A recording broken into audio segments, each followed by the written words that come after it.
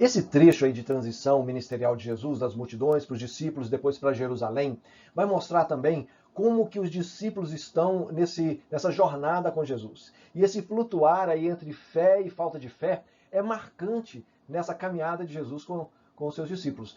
Isso é muito marcante nesse momento onde, logo depois da multiplicação dos pães e dos peixes, Jesus manda os seus discípulos atravessarem lá o Mar da Galileia, o lago de Genezaré. E Mateus 14, 22 a 33 mostra isso porque eles vão e enfrentam uma grande tempestade, mesmo eles sendo assim muito experimentados ali na questão dos barcos, eram pescadores, vários deles. Eles vão enfrentar essa tempestade e ele descreve, Mateus e os outros evangelistas descrevem essa tempestade de uma forma assim terrível mesmo. Coloca ela em figuras, em cores, em sombrias. E Jesus vem sobre as águas, vai até eles andando sobre as águas, vencendo não só os ventos, mas andando sobre ali a lâmina de água.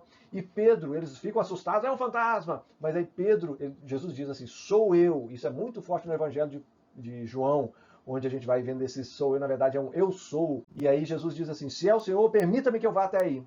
E Jesus diz, vem. E aí ele caminha sobre as águas até certo ponto. Olha, a fé de Pedro era muito maior do que a dos outros. A gente acha que Pedro vacilou. Sim, ele vacila na fé. Mas o que a gente vê é que ele teve muito mais ousadia, muito mais fé do que os outros, porque ele vai pisando nas águas, chega a andar, mas aí depois se atenta ali ao vento e começa a afundar. Jesus o toma pela mão, ele clama por socorro e Jesus o segura e diz, homem de pequena fé, por que é que você duvidou? E isso mostra essa caminhada assim dos discípulos. Eles, ao mesmo tempo que eles têm uma fé suficiente para começar a andar, para disparar o processo, a fé deles não é boa para permanecer nesse processo. Quando eles entram dentro do barco, toda a tempestade se acalma e o que eles expressam é: tu és verdadeiramente o Filho de Deus. E essa expressão é uma expressão intensa, porque eles estão mostrando ali que perceberam que Jesus não é um profeta qualquer. Jesus não é uma sequência de João Batista. Jesus é muito mais do que isso.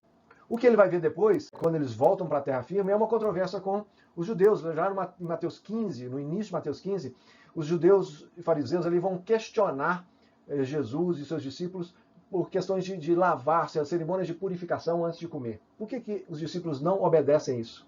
E Jesus vai questioná-los de volta. Olha, mas por que vocês não obedecem à própria palavra de Deus? Porque esses ritos de purificação são ritos que não são necessariamente demandados como vocês demandam.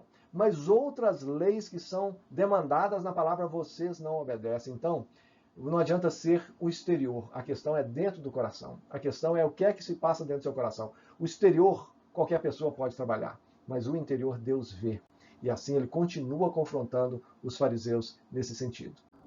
Bom, a caminhada continua nesse flutuar entre fé e falta de fé, e vem a segunda multiplicação dos pães e dos peixes. Nem todos os evangelistas vão relatar essa segunda multiplicação, mas Mateus faz isso lá no capítulo 15, verso 32, e é exatamente depois de terem discutido com os fariseus essa questão da doutrina dos fariseus, e como é que é importante caminhar da forma como Jesus caminha e não como os fariseus caminham. E eles discutem, olha, nós não temos pão. Olha, já depois de ter já experimentado duas multiplicações de pães e peixes, eles estão sozinhos agora com Jesus e começam a discutir e preocupados porque eles não têm pão. Jesus começa a questioná-los também. E a mesma frase que ele usa para Pedro, quando Pedro afundou lá nas águas, ele usa agora para todos eles, homens de pequena fé. Por que vocês estão preocupados com isso? Vocês não viram tantas vezes que eu multipliquei, quantas pessoas eu alimentei? Por que é que vocês estão duvidando ainda? E ele fala para tomar cuidado com o fermento dos fariseus e o fermento de Herodes. Ou seja, tomar cuidado para que essa falta de fé, essa incredulidade, esse questionamento entre no coração deles e o agir deles seja só externo e não seja aquela confiança interna como deve ser. E aí vem os fariseus e pedem a Jesus um sinal. Mateus, já agora no capítulo 16, eles pedem, olha, se você é realmente o Messias, dá-nos um sinal para que a gente possa confiar que realmente a gente saber com certeza que você é o Messias. Jesus deve ter suspirado, porque ele tinha acabado de realizar milagres, curas, multiplicação de pães e peixes. Olha, não faltou sinal para quem quisesse ver. Ou seja, não é a questão de ter sinal ou não ter sinal, é se você está aberto para aceitar o que Jesus está fazendo.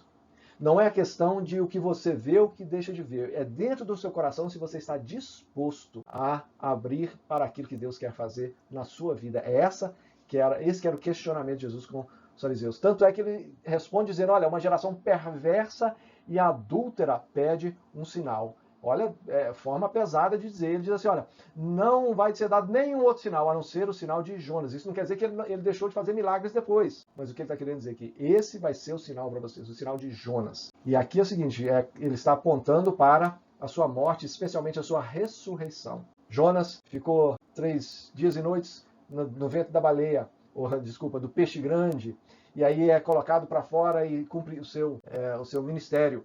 Jesus está comparando isso, e isso é um tipo da morte e ressurreição de Jesus Cristo. Alguns até, inclusive, acham que, pela comparação, Jonas teria morrido no ventre do grande peixe. A Bíblia não relata isso dessa forma. Ele ora dentro do grande peixe, mas não fala que ele morre dentro do grande peixe. Mas alguns dizem que não tinha como sobreviver tanto tempo dentro do grande peixe. Então, como uma coisa certa, tem um milagre aí, ou é o milagre da preservação da vida de Jonas dentro do grande peixe, ou o milagre da ressurreição fora já do grande peixe. Fique à vontade, a Bíblia não é explícita em relação a isso. Uma coisa é certa, Jesus compara isso ao grande sinal, e é isso que acontece daí em diante.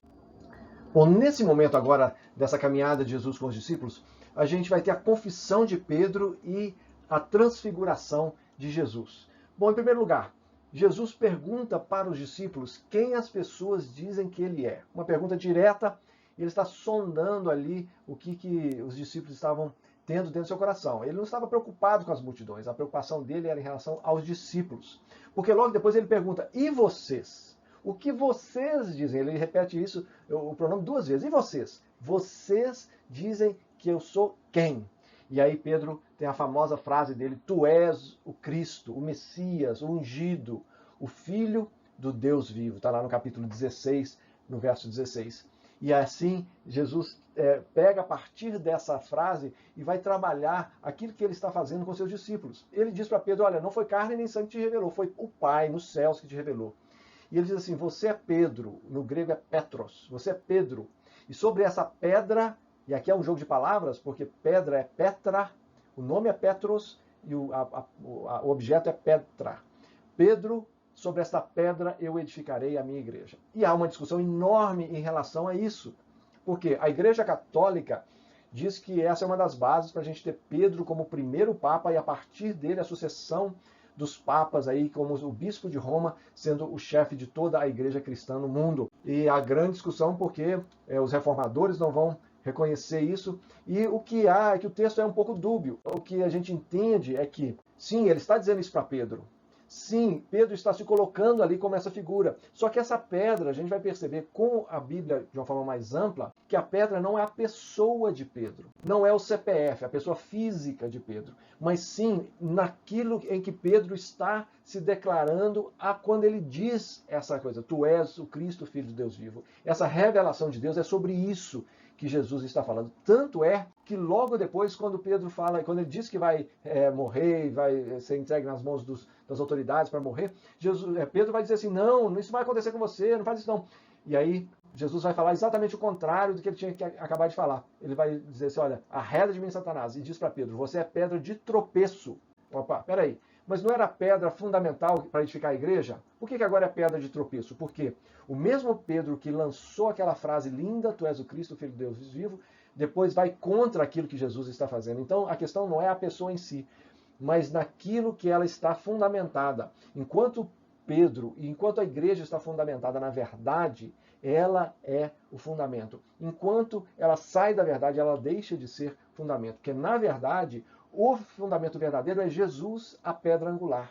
Os apóstolos, aí vai ter um texto de uma carta de Paulo que vai dizer assim, que os apóstolos são o fundamento. Ou seja, a igreja é construída sobre Jesus, que é a pedra angular, tendo os apóstolos, a doutrina dos apóstolos como fundamento. Não está falando de Pedro, está falando dos apóstolos. E quando a gente olha alguns textos bíblicos, a gente vai perceber que sim, Jesus é esse fundamento. Só aí alguns exemplos para você na tela. Mateus 21, perguntou-lhe Jesus, nunca lestes as Escrituras, a pedra que os construtores rejeitaram, essa veio a ser a principal pedra angular? Ele estava falando dele. Ele é a principal pedra angular. Efésios 2, Paulo está dizendo assim, assim já não sois estrangeiros e peregrinos, mas concidadãos dos santos, e sois família de Deus. Aqui ele está falando para a igreja, edificado sobre o fundamento dos apóstolos e profetas, Antigo e Novo Testamento, sendo ele mesmo, Cristo Jesus, a pedra angular, a pedra principal desse fundamento, no qual, ou seja, nessa pedra, nesse fundamento, todo o edifício, que é a igreja, bem ajustado, cresce para santuário dedicado ao Senhor, no qual também vós juntamente estáis sendo edificados para a habitação de Deus no Espírito. Em 1 Coríntios 3,11 diz, porque ninguém pode lançar outro fundamento além do que foi posto, o qual é Jesus Cristo. Está vendo como é que às vezes a gente tem que tomar cuidado quando pega um versículo só e tenta provar alguma doutrina em cima daquele versículo. É o caso aqui de Pedro como o fundamento da igreja. Não é. É aquilo que ele expressa diante de Jesus, porque ele está falando do próprio Jesus. E aí Jesus diz, olha, as portas do inferno não vão prevalecer contra esta igreja edificada sobre este fundamento. Quando a igreja é sólida no fundamento de Jesus Cristo, na doutrina dos apóstolos, as portas do inferno não prevalecerão contra ela. E aqui não é uma atitude defensiva da igreja, é uma atitude de avanço da igreja. O reino das trevas já está posto sobre a terra, mas as portas do reino das trevas não vão prevalecer contra a igreja. A igreja vai avançar, vai destruir essas portas e vai entrar e resgatar as pessoas que estão no império das trevas. Agora a gente chega à transfiguração. A transfiguração é daqueles momentos assim, um pouco fora da curva, porque é um evento único em toda a jornada aí dos evangelhos. E ela não está, apesar de ser um evento único, diferente, não é um evento desconectado daquilo que está acontecendo. A transfiguração, na verdade, é uma resposta àquilo que estava acontecendo ali com os discípulos e na caminhada de Jesus de ensino com seus discípulos. A questão é a seguinte, Jesus havia acabado de escutar de Pedro essa declaração, tu és o Cristo, o Filho de Deus vivo. E tinha acabado de falar também a questão de ele iria morrer. Então, como é que é isso? Como é que o Filho de Deus está falando que vai morrer? Que história é essa? Não está batendo isso na cabeça dos discípulos. Ele chama os três, pelo menos não são todos, é Pedro, Tiago e João, que vão até ele, junto com ele até esse monte, e aí as roupas dele se transfiguram, ele se transfigura, agora com um brilho, um branco celestial, alguma coisa assim de luz, mesmo esse branco que tem a ver com a luz ali, que tem até dificuldade de olhar, e junto com ele conversando, Moisés e Elias. E essas figuras são muito representativas. Geralmente a gente fica perguntando, mas por que Moisés? Por que Elias? Moisés e Elias, eles vão representar o Antigo Testamento, a lei e os profetas. E vai justamente, Lucas, que vai trazer esse detalhe, discutir a morte de Jesus lá em Jerusalém. E Lucas traz esse detalhe, que eles estavam discutindo a ida dele para Jerusalém para poder morrer. E é um pouco disso que Jesus está trazendo os discípulos para dentro, ainda que seja o núcleo mais próximo dele, para dentro dessa realidade. Eles estavam com muita dificuldade de entender como que o Messias, o Filho de Deus, poderia morrer. Será que é isso mesmo? Será que ele não está variando? Será que esse é o Messias mesmo? E aí eles ouvem a voz dos céus, e Deus falando, Deus Pai dizendo, este é o meu Filho amado, em quem eu me agrado. Ouçam o que ele diz. Ou seja, Messias e morte não são um problema no caminho, não é um erro na caminhada. A morte do Messias, deixa eu dar uma melhorada aqui, né? Ficou muito torto isso aqui. A morte do Messias não é um erro no caminho. Os discípulos não estão enganados. E o Pai vai entrar nessa história junto aí com os personagens do Antigo Testamento para corroborar, para confirmar isso. E ainda dá uma chamada neles. Olha, para de falar bobagem. Vocês já falaram bobagem demais. Ouçam o que ele diz. E assim eles começam a cada vez mais entender um pouco daquilo que Jesus estava para fazer.